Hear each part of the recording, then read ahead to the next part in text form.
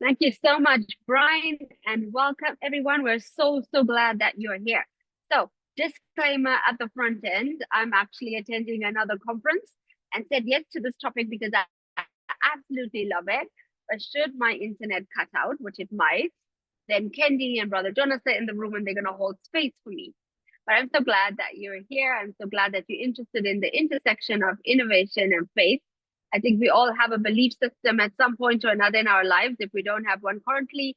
And I think what we're going to talk about is how does that intersect with social innovation? So without wasting too much time, let me tell you that I have a great panel with me, all of them who are, deep in their faith in some way and using innovation to actually use that intersectionality to make a difference in the world. So my name is Cheryl Jacob. I come from a company called Resonate. We're a consultancy collective based out in South Africa, but doing work across the continent. And it is my absolute privilege to spend the next hour or so with you. So while I gather my questions, I want to ask my panelists to share a little bit about themselves and tell you why faith is important. So without much ado, let me hand over to David and you can kick us off. Go ahead, David. Greetings to all of you and good wishes, good tidings to everybody. My name is David Ngige Munene. I work with the Catholic Youth Network for Environmental Sustainability in Africa, SINESA, headquartered in Nairobi, and with presence in 10 African countries, working largely with volunteers, people of faith. And I also help to chair the board of the Southern African Faith Communities Environment Institute, SAFSI, which is a platform for earth keepers of faith and none, so it's multi-faith. And currently I'm helping to facilitate the engagement of the accredited organizations to the UNEP in Africa. That's why my other title is Regional Facilitator, Children and Regional Facilitator for UNEP major groups and stakeholders in Africa.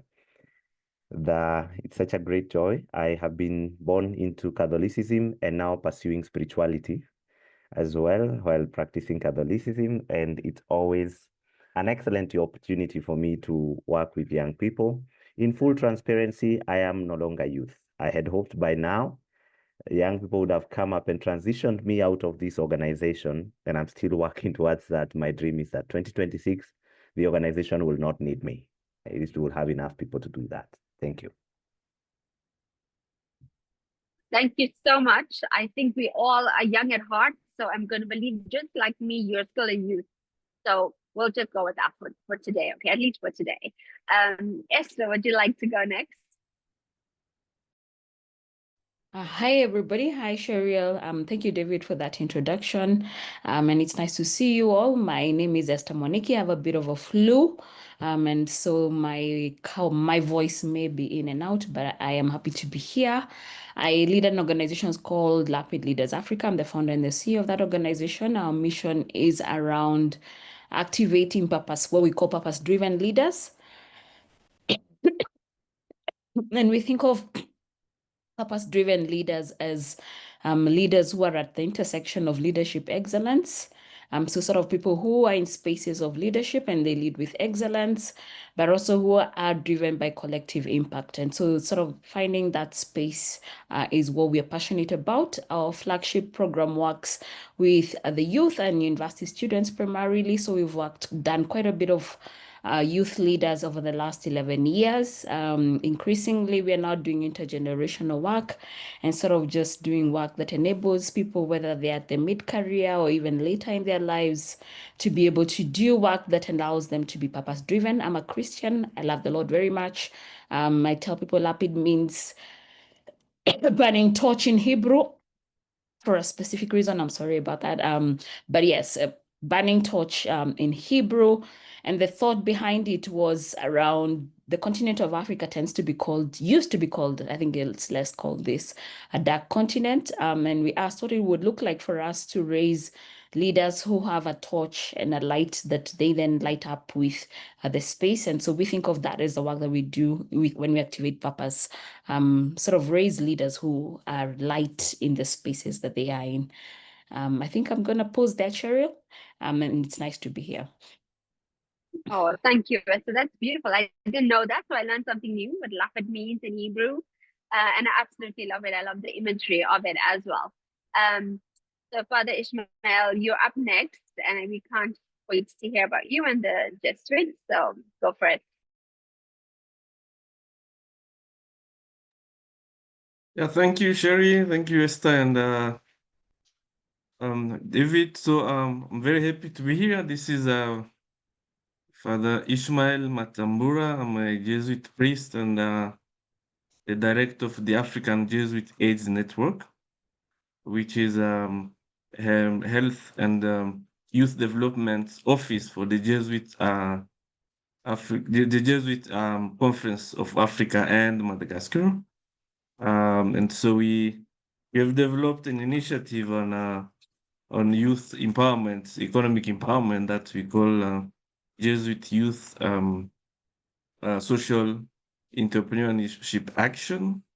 And for us, it's really a key to us because as Jesuits, we witnessing the innovation among the youth on economic empowerment helps us to be to see that our mission of promoting faith and doing justice is a reality, and then also is also inspired by the call of Jesus himself from our principle that we seek God in all things and to act for the greater good. And for us, this initiative is fostering that economic opportunity for young people to operate in a living or to embody that principle. And then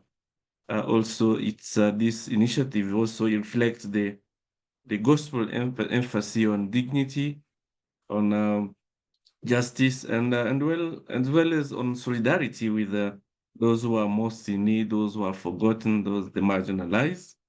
And for those who are familiar with the scripture, we have the Psalm 82, which we say, okay, defend the cause of the poor and the fatherless, uphold the rights of the afflicted and the oppressed. And so I see in this initiative a good integration also of faith and action. And the spiritual value are translated into practical solution and for social economic challenges. And that integration motivates me and all our staff in Ajan and the network to continually align our ministry with the needs of the on the ground, and that helps also to encourage the youth not only to dream but also to create sustainable pathway for out of poverty. And Matthew will say, we tell us, let your light shine before others, that they may see your good deeds and glorify your Father in heaven. And so, and this is a reminder that faith is more powerful than when it inspires transformative action, and which will nurture hope among the people. And again, we believe that faith without action is a dead faith. So, Dead.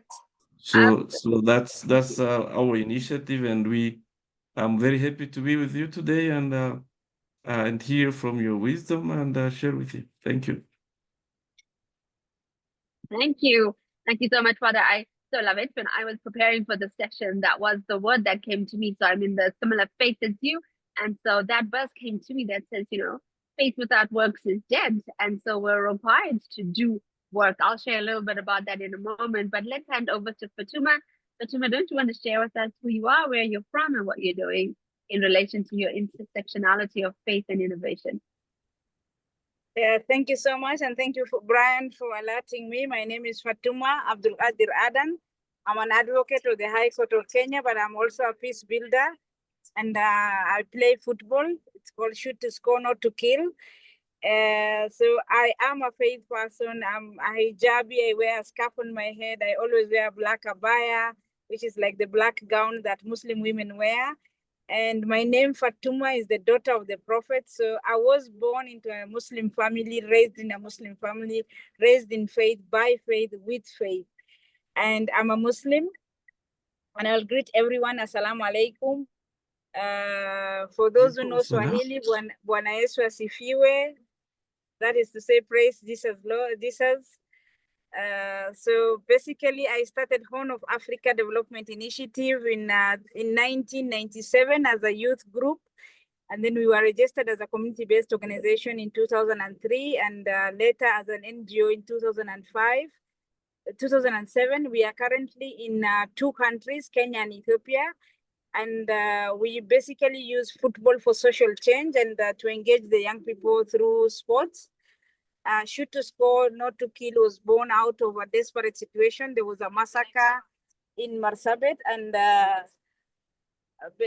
around 100 young people were killed with their mothers. Children and their mothers were killed. And for me, the engagement was just the elders then. There was no interfaith, there were no women, there were no youth. So we had to create an avenue for the young people to be engaged, for the women to be engaged, and an interfaith team was born in 2005 after the July massacre. So I am the initiator of Marsabit Interfaith Mediation Team, which has worked through the conflict over the years. I sit as the secretary of the team, but also as the founder. I'm the founder of HODI, Horn of Africa Development Initiative, but I resigned when I reached 40. To pass impact. I currently live in Nairobi, but I'm so rooted at the grassroots. I'm in touch with the grassroots. But in terms of faith work, basically in Nairobi also, I'm part of an interfaith community that engages Muslim, but I also sit at the Muslim so I attend meetings with NCIC. I'm currently one of the eminent persons who was named after the elections in last elections that we had. 2 years now to the election, we have revived the eminent persons team to be able to look at the issues. With Raila's death now, there is a lot of hopelessness. There is a huge gap in the political space. I'm also running for president come 2027. So basically that is what I'll say about myself. Wonderful. Thank you so much for sharing. It's amazing. The work that you do is totally amazing. And we're so grateful that you play in that peace building space. I think that there's not enough of us that are doing that work. So you're definitely doing, in South Africa, we say you're definitely doing the Lord's work. So this is amazing. I was going to share with you, while preparing for this session, I came across something that I've been studying over a while now, and it's just like deepening within my core. And it's really about faith and social innovation. My work in South Africa specifically really works with social entrepreneurs and social enterprises, looking at systems change and sustainability. And so I've just been, doing some work around what does faith look like in terms of social innovation. And I recently came across the story of Boaz. So if you're a Bible believing person, then you'll know the story of Boaz and Ruth. And I recently found out that Boaz was actually one of the first social innovators of our time, or of his time, should I say. And there's this law of gleaning. I'm not sure if anyone knows what gleaning is, but gleaning is when an agrarian or a farmer would keep the outskirts of his farm clear. And they won't clear, or they won't pick the grapes if they were a wine farmer, and they would leave that for the foreigners, they would leave that for widows, and they would leave that for orphans. And so as they would pick fruit, whatever fell to the ground, they also wouldn't pick that. And so that became gleaning, so that so everyone would be able to go and pick something and have access to. And what's interesting about gleaning, or the law of gleaning, is that it says that they can't be given food. So off your profit or off your pickings, you should be able to give a portion of it, as many of us do, to charity. It's not charity. What it is actually is leaving for them to pick. And in their picking, they're actually working. And in their working, their hands will be blessed. So if you go and read that story, it's a really interesting story. but it also set the tone for a systemic change because it became law, it became regulation, agrarian regulation. And I found that so interesting that as social innovators, for those of us who are thinking about social enterprises and how do you both do profit and purpose, Boaz's story is a great story of how we do that well, where he made a profit, but he still inculcated purpose and impact into his business, and it's a biblical way in which we are supposed to figure out how do we do this well, how do we make sure that we're living in that intersection of living out our faith but also being innovative. And he's a social innovator and a systems change agent. And so with that, I think I'm joined by a panel who are social innovators in their own right and are affecting some kind of change when it comes to their own communities or their own organizations and the work that they're doing. So David, I'm going to start with you, and I'd love for you to share with us, how is it are you using environmental sustainability and innovation in that space while still driving space as using space as your driver? And I know that you work with youth, so I'm really keen to understand how are you really inculcating social innovation from a sustainability perspective, but using that with youth, which we know is not always the easiest to work with because they're really sure of themselves and sometimes have their own ideas. So I'm really keen to understand how you're using that intersection when it comes to environmental sustainability. Thank you very much, Cheryl, and excellent moderation thus far. I can only expect better as we go along. The realization that the care for creation goes beyond faith came to me after many years of being a volunteer. I'm still volunteer programs manager at SciNESA. But this discovery was not by incidence or by design. It was actually rather by accident. I like to introduce myself professionally as an outdated computer scientist because I studied computer science, but did not get to practice as much as perhaps my lecturers had hoped I would. In the end, I came to help somebody set up an organization, and I think I bought into the vision more than the vision bearer. The beauty of integrating faith and now spirituality into social innovation from a sustainability perspective is that it is not an abstract theory beyond our daily lives. The beauty of social innovation within the sustainability aspects is that it is a lived way of experience and a lifestyle and a way of proceeding, especially for young people in Africa. When I started seeing huge reports from the UN, when I got introduced to the UN system about 12, 13 years ago, I always wondered why they would use such difficult jargon to explain what my mother and my villagers used to do with ease as part of their own way of proceeding. I found somebody sharing a story about how it is very innovative for us to, cut the twigs of big trees instead of cutting the entire tree down. And I was like, but that's exactly what we have been doing all our lives while fetching firewood. It was almost taboo for us to cut down a tree in pursuit of firewood because you are required to get the dry branches out of it, that which the tree has already given. When it came to medicine and treatment through herbal medicine, I think it was not something that I needed to think about because I would get a stomachache, and while in the farm, my father's farm, digging, and I would be told, there's this root of that Sodom apple, get it, chew it a few times, and then you'll be better. If we need to cleanse you, then there's that tree with some yellow flowers, you can get it. But then the way it's brought back to the very innovative indigenous knowledge already, it is packaged as something that is a wow innovation, like an innovation that was, or an invention actually, just like you see, we have lakes that are in our own continent that are named after people who supposedly discovered them, but they were always lakes within our regions. But I have been challenged going along by young people, wondering what is this that we could offer them. I have been increasingly engaging with formation of young people from the ages of 18 and 24, but now have lowered that even a bit further with an initiative called Science for Environmental Diplomacy, which introduces high school children to the UN system while still in Form 2 or Form 3, and also allows them access to centers of scientific research to see how the science they are studying in the name of biology, physics, and chemistry is being used in the real world, and to interest them in science. What I have found with those young people is that they are more interested in science than they are interested in the UN diplomacy stuff. I was surprised.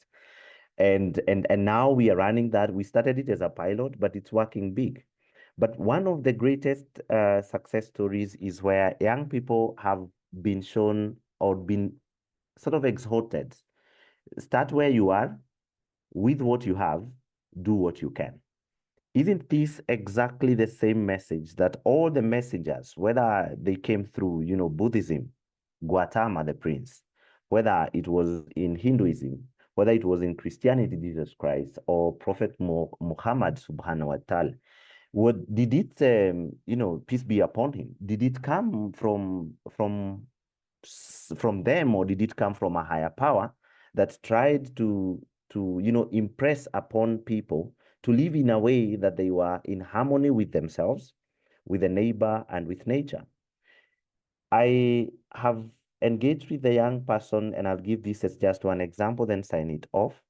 Pius is a young person from the Catholic Diocese of Muranga.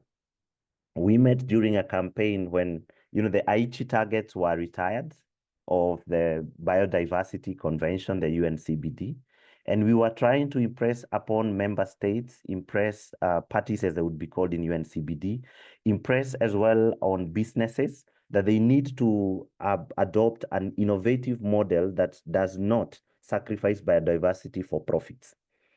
And during that engagement, we talk to young people because then they will be the subsequent owners of businesses in real time. And the young person could not wait to go collecting seeds from his own father's and mother's compost pit, and started growing trees to give to the community free of charge. Then later on, the young man realized, oh, there's a business opportunity here.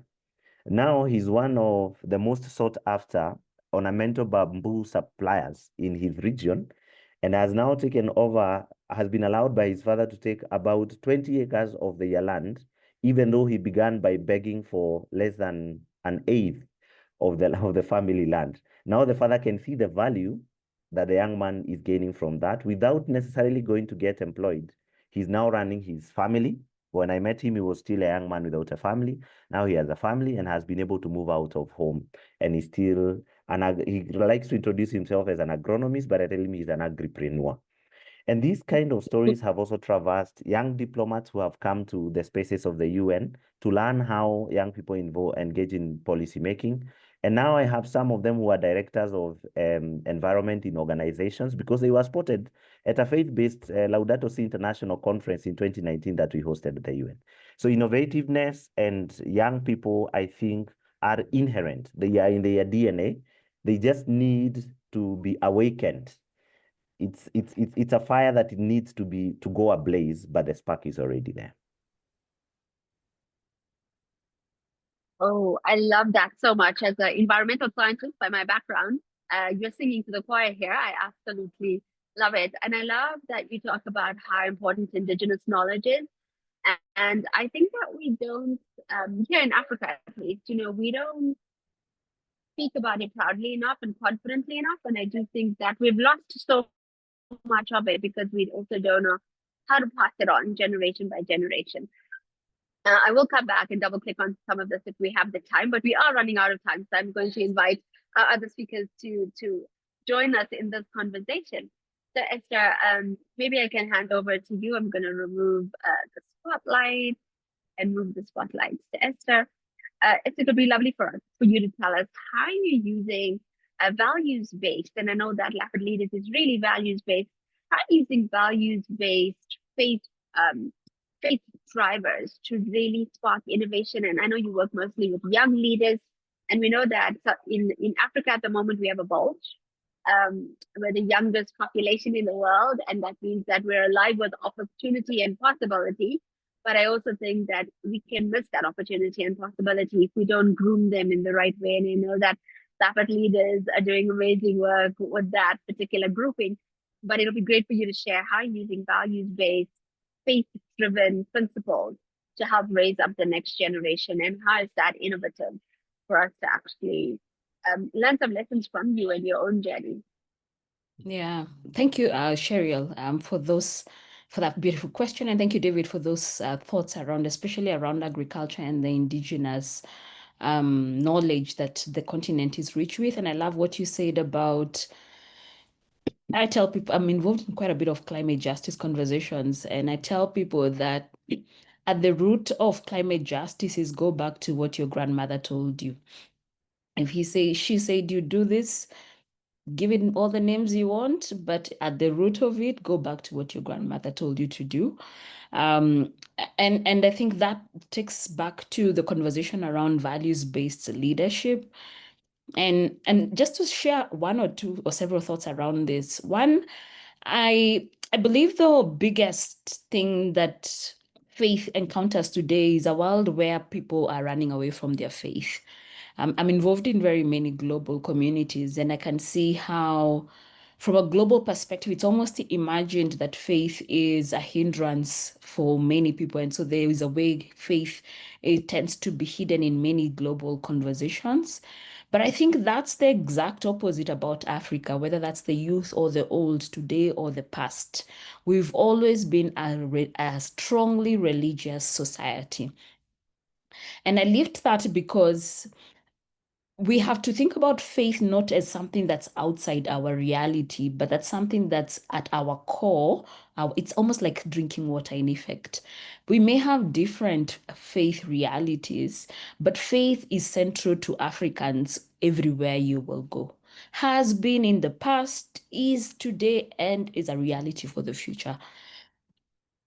And so think about that as a big part of our identity is, I think, why this conversation is important, to ask what it looks like for us to be authentically African, which means that at our core, faith is a big part of who we are, and how do we leverage on those realities to build solutions that serve us and our people.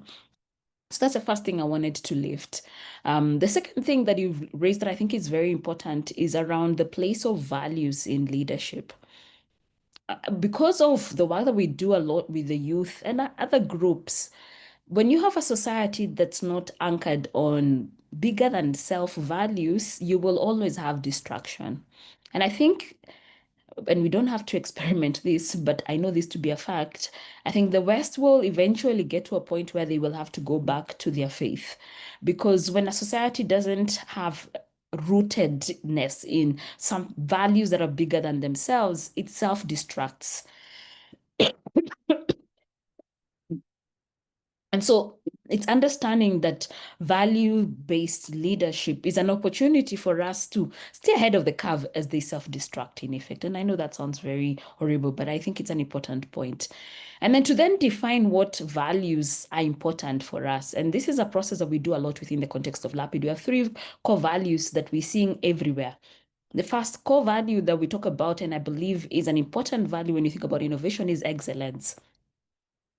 I tell people that faith in different spaces. I worked within the bank at some point. My background is very heavy on corporate.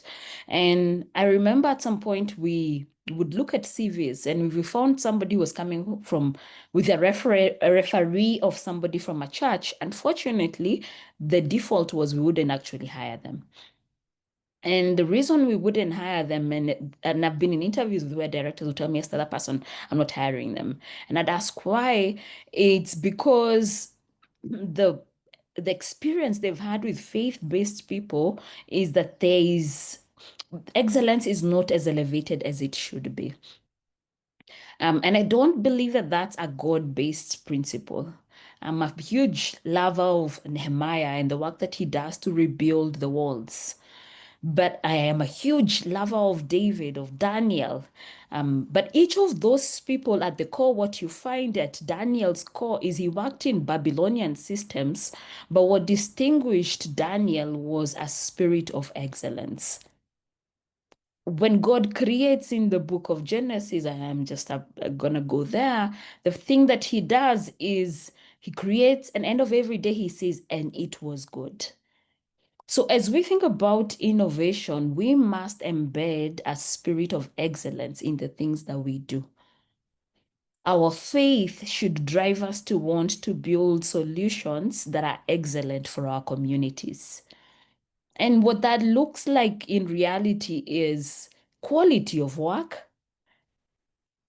that because we are people of faith, that there's a quality of work we show up with that people can say, these people of faith, they are different, we want to work with them. So values of excellence are a big part of that process, but also values within excellence, asking what it looks like for us to build sustainable solutions. Because of that work that we're doing within the context of the purpose-driven leadership, we are asking what a purpose economy would look like in reality. And at the core of a purpose economy is what we call well-being. So asking, how do you build solutions whose core is first well-being more than profit? Because the idea of profit is the main reason why people build anything will always be destructive. What's the well-being of people, the well-being of planet at the core first? And profits actually will always follow. If you look at the history of Safaricom, I say this publicly everywhere. Safaricom started with a conversation of well-being of the people, which is what created your M-Pesas. Safaricom is one of our larger innovations. I don't think they're in the same path they were in when they started, but it's because they moved away from the well-being of people and planet and now are very driven by profit. And so as faith-driven leaders, how do we go back to the background of well-being as being what drives what we build? But well-being says, let's have excellent solutions, but it also says, let's have solutions that are anchored on replicability and sustainability. I love the creation story, and I could go on with this, but I love the way God creates once. And he says it was good. And he moves to the next thing. He's not waking up every morning to say, let there be light. He creates a system that enables light to be automatically up every morning. He doesn't need to say, let there be man every day. He creates a system that enables man to replicate. So when you think about excellence, you must think about excellence in the context of what are we creating in a way that it sustains itself. There's a lot of fallacies among our spaces around. Let's create things that sort out problems today. But if you sort out problems today and tomorrow they're not sorted out, you're not taking after your God. Your God creates and is done. And that's what excellence is. That's what it means to say, and it was good. So excellence. Second thing, and I know time is against us, but I'm just going to go 2 more and then I'm done. The second one that we talk a lot about is around the idea of creativity. That God creates us as creatives. If you think of yourself as a person who is breathed into by God, who carries the breath of life, the first thing that God does is he creates. And I think the main robbery that you find in today's system that's away from faith is it creates people who are employees. And there's a very big difference between employees and creators. Employees exist to go and be given instructions. They exist to be told, go do, go do, go do. Creators ask, what are the problems? What can I create that solves those problems? At our core as people of faith is we come from a DNA that invites us to constantly be asking, what are the problems? How do we create solutions? And so and create solutions that are African. Let's stop doing this thing of going to create American solutions in Kenya and Africa. It will never work. Asking within our societies, what is functionally possible? And getting rid of the idea of just constant consumption. I tell people, we do this within our programs often. I tell people, do an audit every day.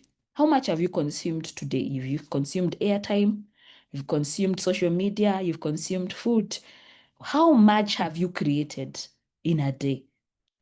Because the problem of colonialism at its roots is it creates great consumers. And we must break away from that idea of we're just consumers and ask, what does it look like for us to create solutions? Last one is service.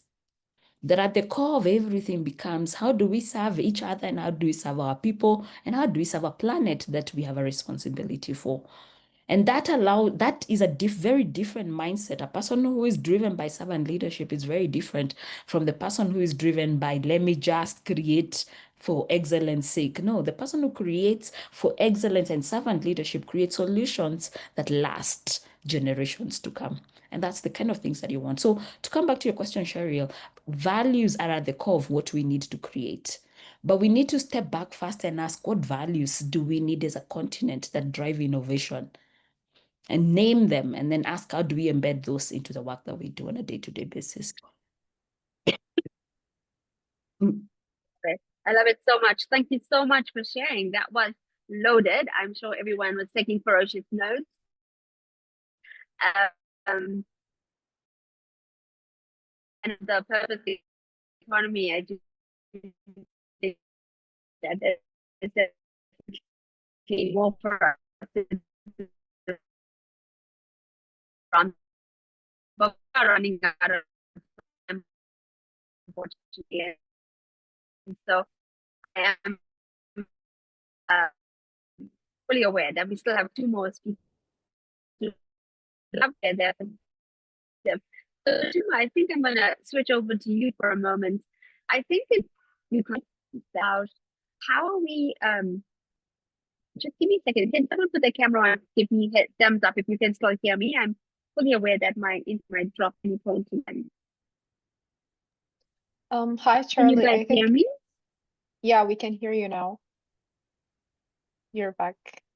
If you can just repeat what you, All right, so you were saying. Okay, great.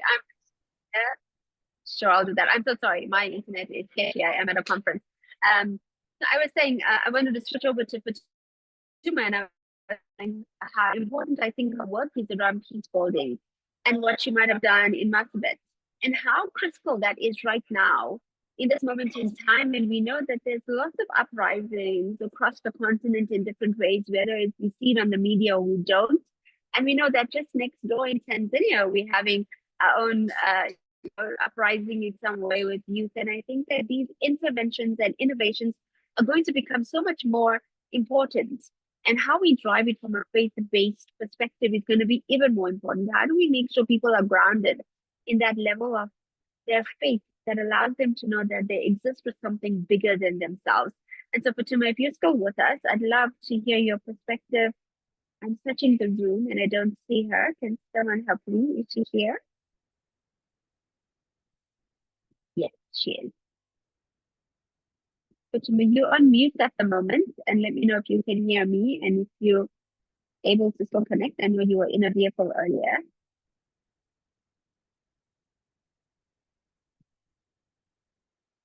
No? Okay. For the sake of time, maybe Father Ishmael, we switch over to you, and you could tell us how you're using. We know that you work with the AIDS network, and there's a loads of work that you've done over the years. And you and I, we've spoken before and been on a panel before. So it'd be really awesome for you to share with us how you're using innovation and faith to drive community-led interventions. I'm not sure if you guys lost me, All right. Brian, and oh yeah, you are. Thank you, Sherry.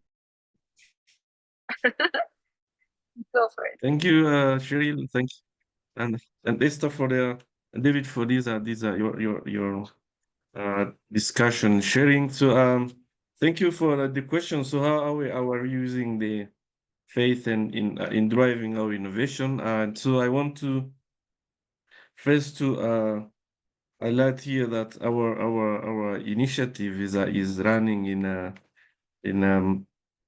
12 countries across sub-Saharan Africa, and we are involving the young people who are out of school or who are unemployed or young mothers. So how is faith what did we learn from our initiative? So first, I want to underline.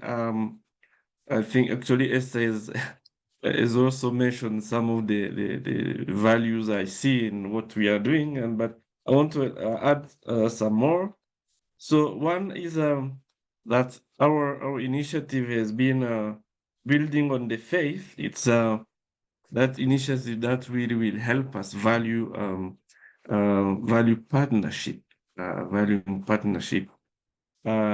and also every person. So the program will, based on that, we will encourage the young people to really work together because we believe that nobody can grow alone.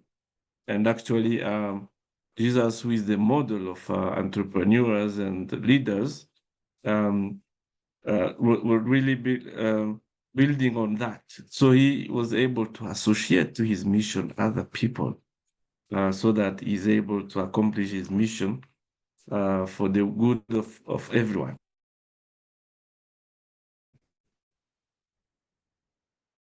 And so, for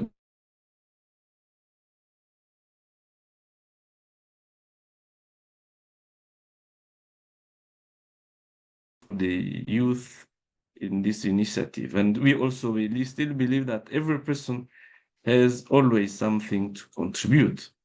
And as you know, there is this parable in Africa, which we say that if you are lighting a fire, if you want it to go higher, everyone has to bring in his wood, firewood. So that's one, I would say, one value that we drawing from our faith and which is being expressed in our initiative. And the other one is that this initiative is also imaging God, who is always at work.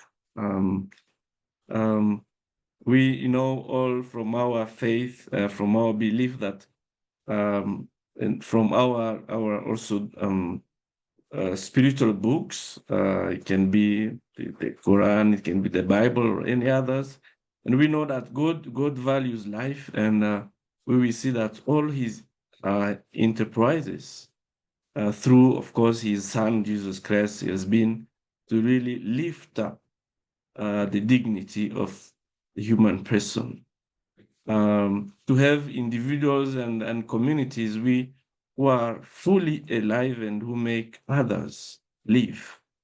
And we can even remember the call of Jesus in this famous parable of the Good Samaritan, where he will tell at the end in Luke chapter 10, 25 to 35, he will to 25 to 37.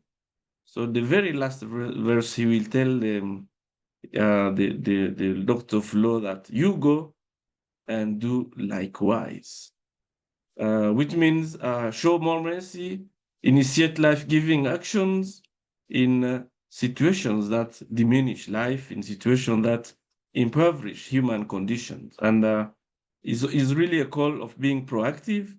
And in that being proactive, start with what is at hand.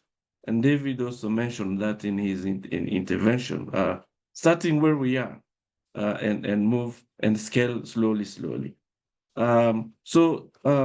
where start with what is at hand, and then seek support from those who can support, and those who, of course, who has the same value or who hold the same value as yourself. And so the one who as we know, so that's one, the other thing. So our initiative is really also building on that, imaging that God who is sending us to go and do likewise, and using the what is at hand. And you will remember that even and with another episode in the scripture where, of course, Jesus was teaching, and then he realized that people are hungry, and then he wanted to give them some food, and the disciples said, "We don't have something to feed them." And he said, "You yourself give them food." And then this is in John 6, from 8 to 11. And then somebody will say, in the crowd there is this boy. He has 2 fish and he has 5 loaves, and then Jesus used those to feed more than 500 people. So we are really invited to use what we have at hand, and that's what we really promote among the youth that we are having in our program. And then the other one is really build on the achievement that we are having, so that we don't lose the track. So we being able to know I have achieved this, and then grow from there slowly, and capturing more impact and so forth. And something important linked to that is that we should also be able to make noise about what we are doing, about the achievements, which is also is lacking. Faith leaders generally, they are good at keeping silence about the good they are doing. And for us, we are really going against that, because we believe that there is nothing that is kept silence, which, I mean, anything which is kept silence does not exist. So where it's only when you speak about what you are doing that others can value it, and then you can see that there are others who are involved in the same, and you can collaborate. And then the Right. other one is also being able to tap into technology and media platform that we have, so that we amplify that aspect of talking about what we are doing. And then the other one that we are drawing again from our faith and our belief is that our model, this Gisea model, is also a model which empowers the young people to see the earth as a mother. We all know what a mother does. So a mother will give. The mother feeds. The mother will sustain, and whatever Right. she has given birth to. So, and that kind of mindset for us will prevent, again, destruction, as also those who came before me said. So it will prevent destruction. It will help people to be much more well-being mindset oriented. It will prevent really abuse. And so um, the youth.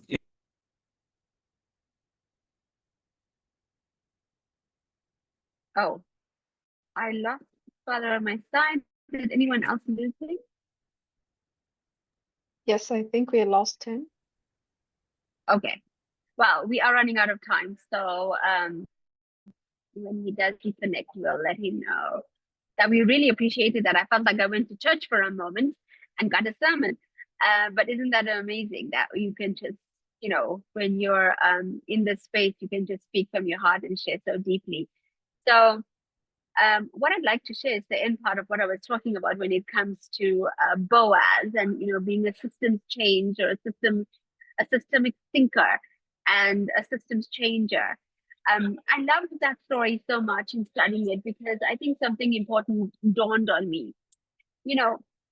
I think that when we're thinking about your faith and how it drives you for innovation, that particular systems change was so clever in that leaving the food or leaving the fruit on the edges of vineyards, for example, and allowing others to glean off from your field was not just Sorry, my internet important for just them to dropped do me. work, like I shared the post Sorry. earlier. Yeah. That's okay. No worries. I'm just gonna round up. So thank you so much for sharing, Father. I really appreciated it. So to continue, so it wasn't just about production, right? Like them being able to have the works of their hands blessed. But if you think about it, it was for the foreigners, it was for the women, it was for the children. And I think it's so critical how God in his own way is so inclusive, that he ensured that we were taking care of those who were refugees, that the women who were widowed were able to be taken care of, for children who were orphaned, that there was inclusion and enough provision for them too. And I think when we're thinking about faith and innovation, I think that's what's critical for us to remember, is that at that intersection of our faith, God gives us the ability to innovate. He gives us the ability to change systems. He gives us the wisdom to create wealth that not only we benefit, but those around us benefit too. And wealth is not only financial, right? We know that a wealthy person is someone who's well balanced in all areas of their lives. And so thank you all of the panelists for sharing in your own way and how you're using both your faith and you're using innovation to drive change. I love that how all of you work with youth. Youth are central to the work that we do, because it's going to have enduring impact, if it's going to have longevity. So thank you so much for sharing and giving us a moment to, just kind of peek into the inside of your minds and see the kind of work that you're doing in your different organizations. And I'm sure for everyone's in the room, do go and find everyone on LinkedIn, follow their work if you want to understand this, but do follow Brother Jonas and Brian, who are in the room, who are actually driving this particular lane in Catalyst now. This is a body of work that they're tinkering around. And so if you have a case study, if you have something that you're working on, or somebody like me studying in the background and really getting good at understanding, do reach out to them. I'm sure they'll be very, very keen to hear from you and figure out how do they help you get your messaging and your learnings across as well. And maybe you could be the next panelist on the session around faith and innovation. And so in closing, I want to read a statement to you that's so important for me, at least, which is really grounding. And it says that innovation without faith can lose its soul, and faith without innovation can lose its voice. But when the two meet, in imagination becomes the hope in action. And if we can keep creating the kind of future that faith dares us to believe that is possible, we'll actually develop the country or the countries or the continent that we know that we can have. And so thank you so much for joining us. We're going to release you 3 minutes early. We unfortunately couldn't get Fatuma back, but I'm sure she'll share her story in some way. But thank you so much for joining. Thank you for making the time. We're so grateful to everyone who came to share, and for those of you who came to listen. And we hope that you'll follow this conversation. It's just the start of it, but definitely one that we're going to keep working towards. With that, thank you so much for joining. Thank you, Cheryl. Thank you, everybody. Thank you so very much, everyone. Brother Jonas, anything else to add? Thank you so much. Thanks for having this conversation. It's very interesting. Thanks, Cheryl and Father Ismail, Esther, and everybody, Fatuma, for sharing. David, Hello. Sorry, I was we are not glad able to you join joined again. I us. was on the road. Yeah. Oh, sorry, it's Fatuma, yes. Okay. Thank you so much, everyone. Asanteni, looking forward to seeing you all as we continue to build up on this collaboration, as Brother Jonas has said. And as Cheryl said, amazing work, guys. This has been an amazing panel. Learned so much from you. Koherini, see you on the next one. Asante, Brian. Thank you.